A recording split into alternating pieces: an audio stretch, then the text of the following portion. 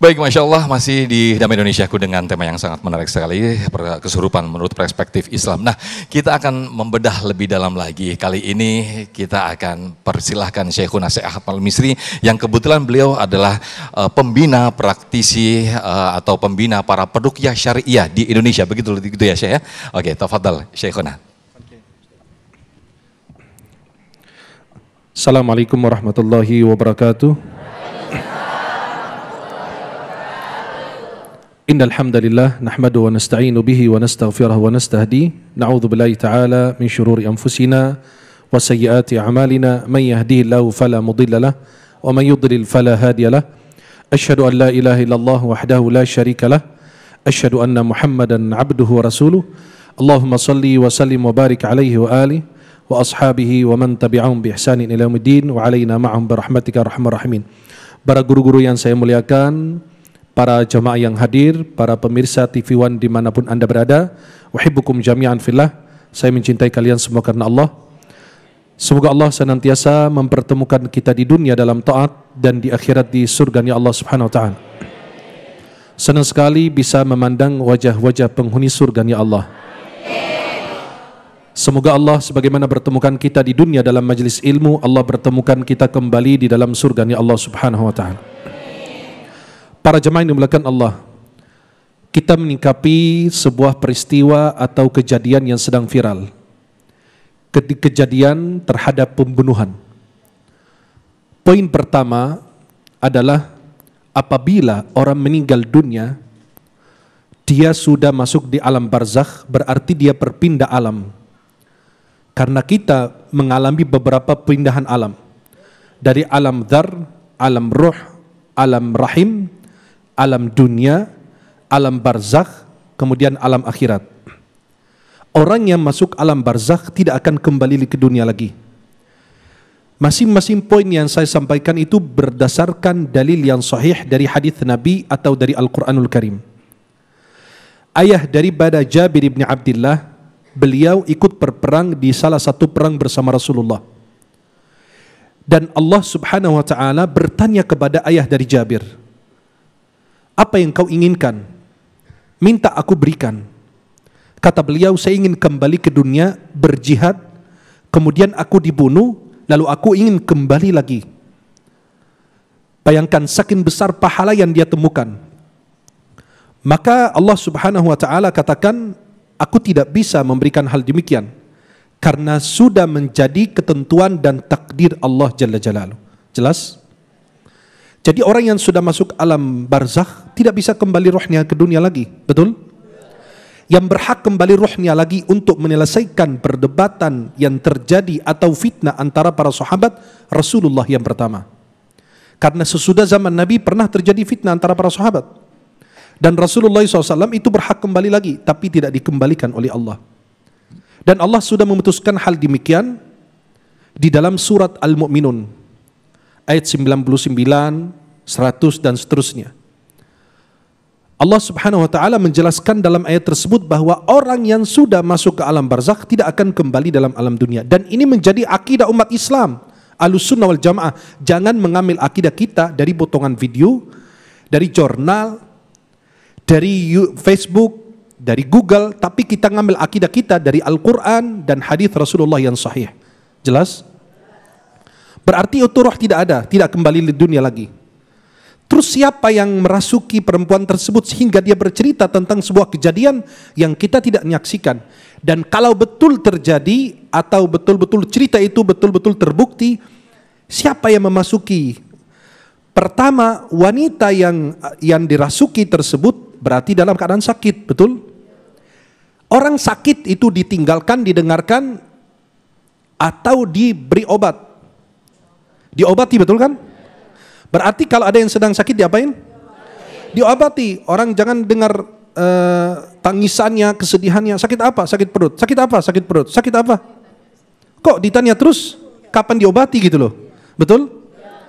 Jadi orang tersebut dalam keadaan sakit, dan orang sakit atau kesurupan dalam keadaan demikian itu tidak bisa diambil pendapatnya. Terus siapa yang berbicara atas lisan wanita tersebut? Apakah roh wanita yang dibunuh kemarin? Tidak. Itu siapa namanya? antara dua. Jin yang ingin atau syaitan yang ingin mengadu domba atau membuat fitnah besar, atau mengalihkan manusia dalam hal yang penting untuk hal yang tidak penting. Kemarin kita mengarah semua ke Palestina dan kejadian yang di sana, tiba-tiba kita diarahkan semua ke jin. Betul? Siapa yang merasuki dia? Kata ulama, bisa jadi yang merasuki wanita tersebut sehingga dia bercerita adalah qarin, wanita yang meninggal dunia atau yang dibunuh. Qarin itu siapa? Qarin itu adalah syaitan pendamping kita. Kita punya syaitan yang mendampingi kita sejak kita lahir sampai kita wafat. Selalu mengajak kepada keburukan, bukan kepada kebaikan. Betul? Dan itu namanya qarin karena selalu mendampingi kita. Dan dalam Al-Quran dijelaskan. Bukan saatnya kita memaparkan dalil-dalilnya. Berarti qarin itu yang menemani kita, mendampingi kita sampai kita wafat. Nah, pertanyaannya, apakah qarin kita, kalau kita sudah wafat, apakah dia ikut wafat juga atau dia tetap hidup? Kata Syekh bin Utsaimin rahimahullah ta'ala, wadh-dhahir wallahu a'lam, yang nampak wallahu a'lam, bahwa apabila kita meninggal dunia, qarin kita masih hidup. Karena kita semua tahu bahwa jin itu usianya lebih panjang dibanding manusia. Maka qarin wanita yang dibunuh ini merasuki tubuh orang lain. Sehingga dia bercerita. Nah, pertama wanita yang bercerita itu dalam keadaan kerasukan. Tidak bisa dipegang omongannya dan tidak boleh menjadi saksi. Dan jin itu tidak boleh diambil kesaksiannya. Dalam fikih sudah jelas, mereka yang ngaji fikih tahu. Kenapa? Karena menentukan orang saksi itu harus dia adil. Tahu dari mana jin itu adil? Kan saya nggak tahu betul. Kalau manusia, tetangga, guru, teman, siapapun itu dia, oh adil, saya lihat dia setiap hari berkata jujur, setiap hari ibadah, dia tidak pernah bikin persoalan, dan orangnya amanah. Saya bisa saksikan, tapi kalau orang yang kerasukan atau jin itu saya nggak lihat. Orang jin itu di alam lain. Jin itu karena tidak terlihat, maka itu yang di dalam rahim perempuan namanya janin.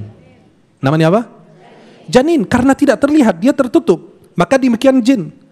Terus apa yang ocehan yang disampaikan tidak boleh didengar, tapi boleh tidak dijadikan saksi, hanya dijadikan sebagai petunjuk. Kan ada sebagian orang yang ditangkap, itu bisa kita tahu dari mereka informasinya. Orang-orang yang ditangkap tersebut. Atau bisa menjadikan omongan dia itu tidak boleh dijadikan sebagai saksi. Karena kita punya akidah bahwa syaitan itu pendusta. Dalam hadis riwayat Bukhari, kisah Abu Hurairah, jin yang mencuri sedekah, kurma sedekah dari Abu Hurairah. Di akhir hadisnya kata Nabi SAW, sadaqaka wa huwa kadhub. Betul apa yang disampaikan. Bahwa kalau kau baca surat ayat Al-Kursi, sebelum mau tidur, sebelum kita menjelang tidur, ada malaikat menjaga kita sampai pagi hari. Maka Nabi mengatakan sadaqaka, betul kalau kau baca ayat kursi sebelum tidur bermanfaat. Tapi wahuwa kadzub, dia itu pendusta. Karena kita meyakini bahwa syaitan itu pendusta. Karena tidak ada kebaikan sedikit pun di dalamnya. Berarti persoalan fitnah ini sudah selesai. Itu menurut pandangan Islam. Kalau kita dengar si A bilang, si B bilang yang gak ahli, itu berbahaya. Bisa menimbulkan banyak hal, banyak fitnah buat kita. Terus apabila kita melihat orang yang kerasukan, kesurupan, apa yang kita lakukan untuk dia? Yang pertama, kita harus lihat dulu kasusnya dulu. Apakah itu jin masuk ke dalam tubuhnya sendiri atau dikirimkan? Atau jin itu balas dendam? Berarti ada 3 kondisi. Halo? Masih hidup? Hati-hati ya, serius banget giliran jin. Serius, giliran bahas fikih, tidur semua. Ya. Yang pertama, apabila jin itu masuk ke dalam tubuh kita sendiri, berarti dia senang dengan kita. Maka wanita itu kalau lagi berdandan di depan cermin itu jangan lama-lama. Ya, karena merasa dirinya cantik, wah jinnya juga lihat, wah keren juga betul sih. Kok nggak kelihatan dari kemarin? Seperti orang yang apa? Kadang-kadang berlama-lama di kamar mandi. Ya. Kadang-kadang melakukan hal-hal yang aneh. Itu yang membuat jin itu cenderung dan senang kepada dia. Bukan hanya yang perempuan, yang laki juga. Jelas? Berarti yang pertama, dia merasuki tubuh kita karena dia senang. Yang kedua, karena balas dendam. Kita kencing sembarangan. Kita lagi tidur jatuh. Atau kita loncat, anak kita lagi bermain loncat. Maka ajarkan anak kita, kalau lagi lompat itu, baca Bismillah. Kenapa? Takut ada jin yang tinggal di situ kan nggak terlihat. Kita menzalimi dia tanpa kita lihat, betul? Saya kan nggak lihat. Kalau anda lihat nggak mungkin saya zalimi. Dia adalah ciptaan Allah. Dia adalah makhluk Allah, betul? Jadi kita selalu ajarkan anak kita, buka pintu bismillah, tutup pintu bismillah, lompat lempar selalu menggunakan nama Allah, ya, selalu meminta keberkahan dari Allah Subhanahu wa taala, pertolongan dari Allah. Maka kalau seandainya dia merasuki tubuh kita karena balas dendam, kita jelaskan bahwa itu kezaliman haram. Loh, dia menzalimi saya, dia kencing sembarangan, dia buang air panas di sini, saya tinggal di sini, saya terbakar. Kita jelaskan bahwa dia tidak melihat kamu. Dan juga kamu melihatnya, tapi dia nggak melihat kamu. Kalau dia lihat kamu, dia nggak berbuat zalim. Maka kita kasih tahu tentang kezaliman, kemudian kita minta dia keluar dari tubuh tersebut. Tapi kalau tidak, kita punya cara untuk menanganinya. Kemudian yang ketiga, kalau jin itu masuk karena dikirim orang, santet atau sihir, ada dua cara. Yang pertama, untuk mengatasi orang yang kerasukan itu, atau yang dikirimkan jin oleh si dukun ini, cara pertama adalah dia ada buhul-buhul, itu harus dimusnahkan terlebih dahulu.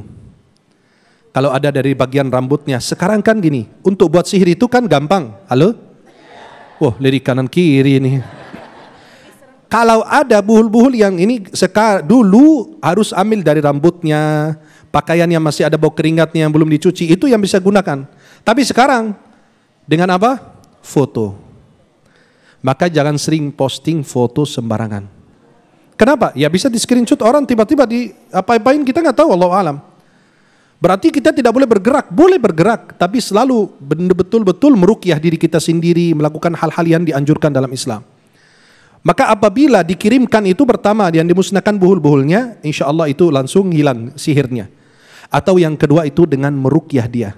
Kalau kita tidak tahu buhulnya ada di mana, apa yang ditanam, apa yang dibuat, kita nggak tahu. Kita meruqyahnya. Ruqyah ini bukan alternatif. Saya ulangi lagi, ruqyah ini bukan alternatif. Ruqyah itu menjadi pilihan pertama dan paling utama untuk meruqyah orang. Ruqyah ini adalah doa. Harus dengan ayat Al-Quran dan doa dari Rasulullah SAW. Di antaranya bagaimana cara menjaga diri kita agar kita tidak ke tempat-tempat yang kita tidak tahu itu ruqyah benaran atau tidak, adalah dengan selalu membaca zikir pagi petang, selalu jaga wudu, jaga sholat tepat waktu, kemudian sebelum tidur berwudu, baca zikir sebelum tidur, ya, dan selalu baca doa-doa sebagaimana Rasulullah SAW meruqyah cucunya.